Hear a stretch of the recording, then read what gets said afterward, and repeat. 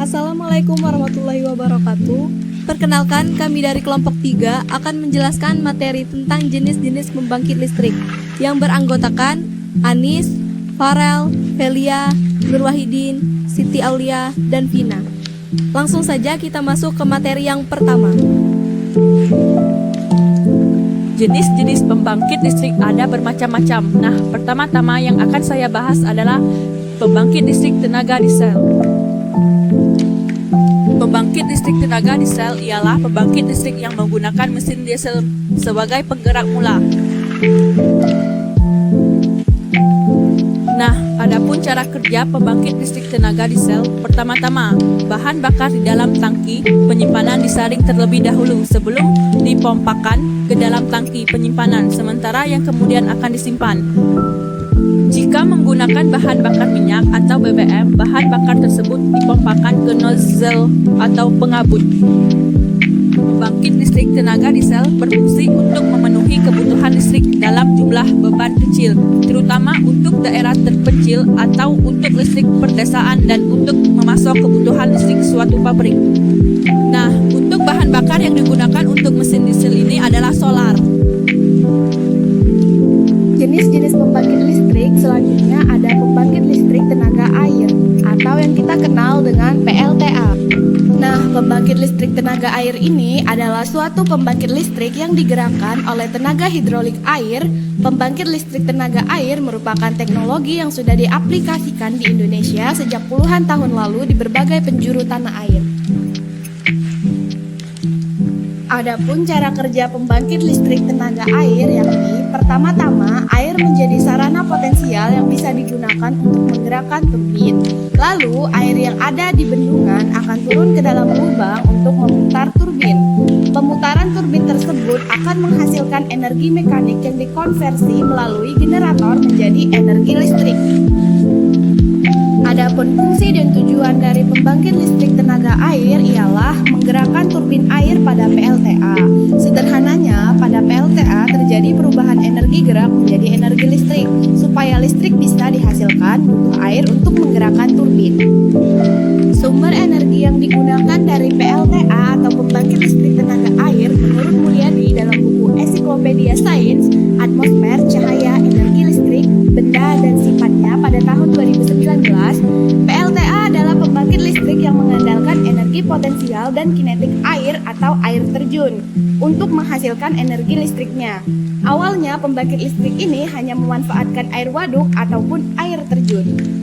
Selanjutnya, jenis-jenis pembangkit listrik ada pembangkit listrik tenaga mikrohidro. Nah, pembangkit listrik tenaga mikrohidro ini adalah suatu pembangkit listrik skala kecil yang menggunakan tenaga air sebagai tenaga penggerakan seperti saluran irigasi, sungai atau air terjun alam dengan cara memanfaatkan tinggi terjun atau head dan jumlah debit air.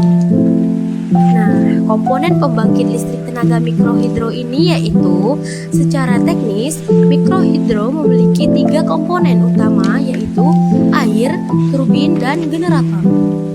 Adapun pembangkit listrik tenaga mikrohidro pada prinsipnya memanfaatkan beda ketinggian dan jumlah debit air per detik yang ada pada aliran air saluran irigasi, sungai, atau air terjun.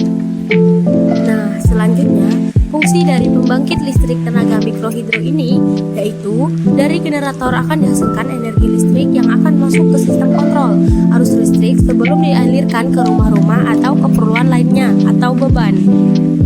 Nah, selanjutnya pembangkit listrik tenaga surya.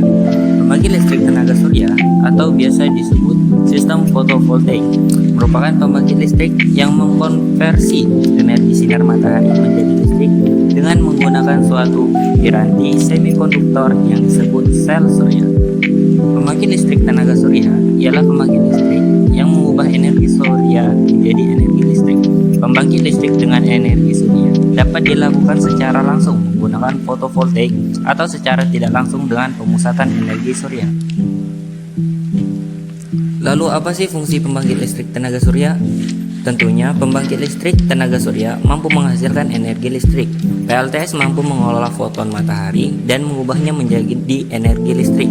Listrik ini yang kemudian bisa dimanfaatkan dalam kehidupan sehari-hari untuk menyalakan peralatan elektronik dan sebagainya.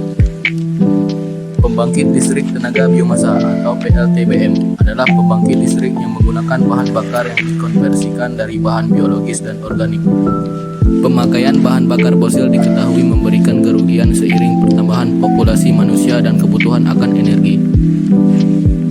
Adapun cara kerja pembangkit listrik tenaga biomasa. Yang pertama, pembakaran biomasa akan menghasilkan uap dalam boiler. Uap akan ditransfer ke dalam turbin sehingga akan menghasilkan putaran dan menggerakkan generator. Putaran dari turbin konversi menjadi energi listrik melalui magnet-magnet dalam generator. Sumber energi dari biomasa, yakni biomasa tersebut dapat berasal dari tanaman, pepohonan, rumput, ubi, limbah pertanian, limbah hutan, tinja, dan kotoran ternak. Sebenarnya masih banyak jenis-jenis pembangkit listrik lainnya, tetapi kami hanya menjelaskan 5 saja. Mengakhiri video pembelajaran kali ini, kakak mengucapkan terima kasih. Semoga videonya bermanfaat. Kepada Ibu Musfita, kami mengucapkan terima kasih. Wassalamualaikum warahmatullahi wabarakatuh.